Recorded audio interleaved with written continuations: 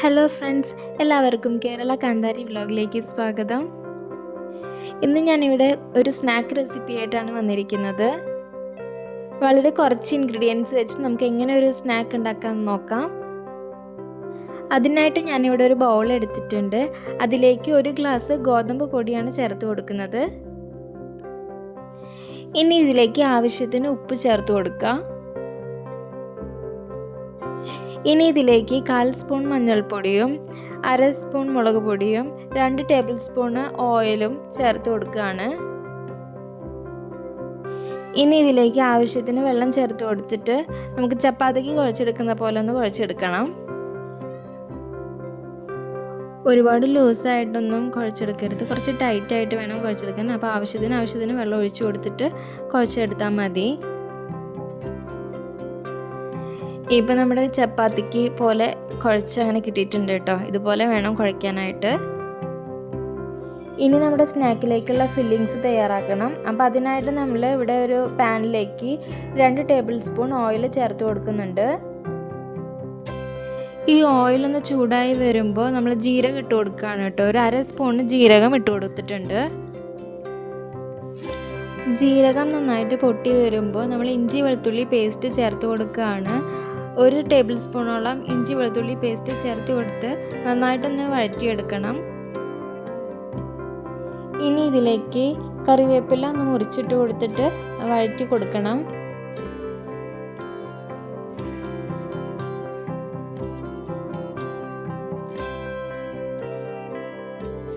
ഇനി ഇതെല്ലാം നല്ലപോലെ ഒന്ന് വഴറ്റിയെടുക്കണം. കുറച്ച് ഉപ്പിട്ടിട്ട് വഴറ്റിയെടുക്കുകയാണെങ്കിൽ നന്നായിട്ട് വഴറ്റി കിട്ടും.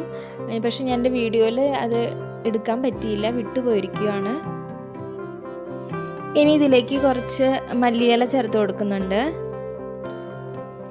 ഉള്ളിയുടെ പച്ചമണമൊക്കെ ഒന്ന് മാറി വരുമ്പോൾ നമുക്കൊരു 1/4 ടേബിൾ സ്പൂൺ മഞ്ഞൾപ്പൊടിയും 1/2 ടേബിൾ സ്പൂൺ മുളക് പൊടി, 1/2 ടേബിൾ സ്പൂൺ മല്ലിപ്പൊടി, ഒരു 1/4 ടേബിൾ സ്പൂൺ ഗരം മസാല ഇവയൊക്കെ ചേർത്ത് കൊടുത്ത് നന്നായിട്ടൊന്ന് വഴറ്റിയെടുക്കണം.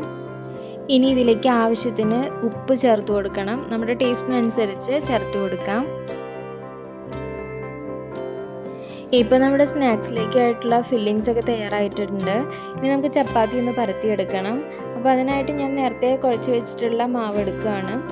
അതിലേക്ക് നമ്മൾ ചെറിയ ചെറിയ ബോൾസ് പോലെയാണ് കേട്ടോ എടുക്കുന്നത്. പൂരിയുടെ പോലെയാണ് ബോൾസ് ആയിട്ട് എടുക്കുന്നത്. ആ സൈസിലേക്കുള്ളത് മതി.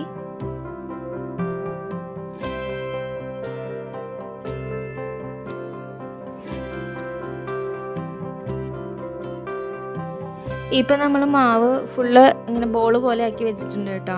അപ്പോൾ ഈ സൈസിലാണ് നമുക്ക് വേണ്ടത്. ഇനി ചെറിയ പൂരി പോലെ നമുക്കൊന്ന് പരത്തിയെടുക്കണം. അങ്ങനെ പരത്തിയെടുക്കുന്നതിനൊരു കൂട്ടത്തിൽ തന്നെ നമ്മൾ മസാല വെച്ചിട്ട് ഫില്ല് ചെയ്യുന്നുണ്ട്.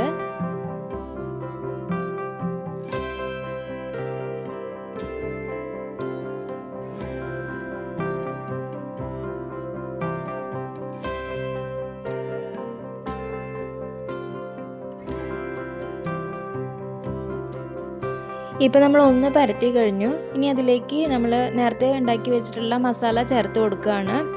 അപ്പോൾ അത് ഇങ്ങനെ സൈഡൊക്കെ പിടിച്ചിട്ട് ഒന്ന് റൗണ്ട് ചെയ്തെടുക്കുകയാണ് ചെയ്യുന്നത്.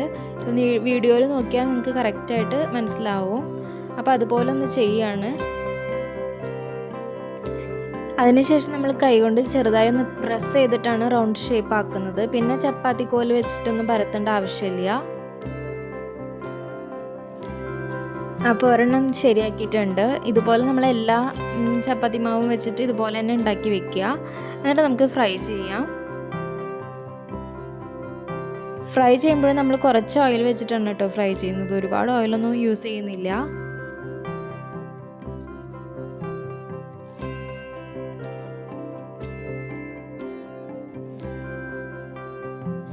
അപ്പോൾ നമ്മൾ ഫ്രൈ ചെയ്യാൻ പോവുകയാണ്. അപ്പോൾ നേരത്തെ നമ്മൾ പ്രിപ്പയർ ചെയ്ത് വെച്ചിട്ടുള്ള മസാലയുടെ ആ പാൻ തന്നെയാണ് നമ്മൾ യൂസ് ചെയ്യുന്നത്. കാരണം അതിൽ മസാലയുടെ ഒരു ഫ്ലേവറൊക്കെ ഉണ്ടാവുമല്ലോ. അപ്പോൾ അതും കൂടെ കിട്ടാൻ വേണ്ടിയിട്ടാണ് ആ പാൻ തന്നെ യൂസ് ചെയ്യുന്നത്. അതിലേക്ക് കുറച്ച് ഓയിലൊക്കെ ഒഴിച്ച് കൊടുത്തിട്ടുണ്ട്. ഇനി അതിൻ്റെ മുകളിൽ ഇങ്ങനെ നമ്മൾ ഫിഷ് വറക്കണ പോലെ ഇങ്ങനെ ഇട്ട് കൊടുക്കുകയാണ് ചെയ്യുന്നത്. എന്നിട്ട് 2 സൈഡും മറിച്ചിടുകയാണ് ചെയ്യുന്നത്. കുറേ ഓയിലിൽ മുക്കി പൊരിച്ച് വറക്കേണ്ട കാര്യമില്ല. ഇതിങ്ങനെ തന്നെ നന്നായിട്ട് ക്രിസ്പി ആയിട്ട് നമുക്ക് കിട്ടും. ഇപ്പോൾ വൺ സൈഡ് മൊരിഞ്ഞ് വന്നിട്ടുണ്ട്. അപ്പോൾ നമ്മൾ അടുത്ത സൈഡിലേക്ക് ഇട്ട് കൊടുക്കുകയാണ്. അപ്പോൾ ആ സൈഡും കൂടിയും ഫ്രൈ ആയി കഴിഞ്ഞ് നമുക്ക് ഇത് കോരി മാറ്റാം. അപ്പോൾ നമ്മുടെ സ്നാക്ക് തയ്യാറായി കഴിഞ്ഞിരിക്കുകയാണ് കേട്ടോ. അപ്പോൾ വളരെ കുറച്ച് ഇൻഗ്രീഡിയൻസ് ഉണ്ട്, വളരെ കുറവ് ഓയിൽ വെച്ചിട്ട് നമുക്ക് ഉണ്ടാക്കാൻ പറ്റുന്ന വളരെ ചെറിയൊരു ഡിഷാണിത്. അപ്പോൾ നിങ്ങളെല്ലാവരും വീട്ടിലിത് ട്രൈ ചെയ്ത് നോക്കണം. അപ്പോൾ പുതിയൊരു റെസിപ്പിയുമായിട്ട് നമുക്ക് അടുത്ത വീഡിയോയിൽ കാണാം. താങ്ക്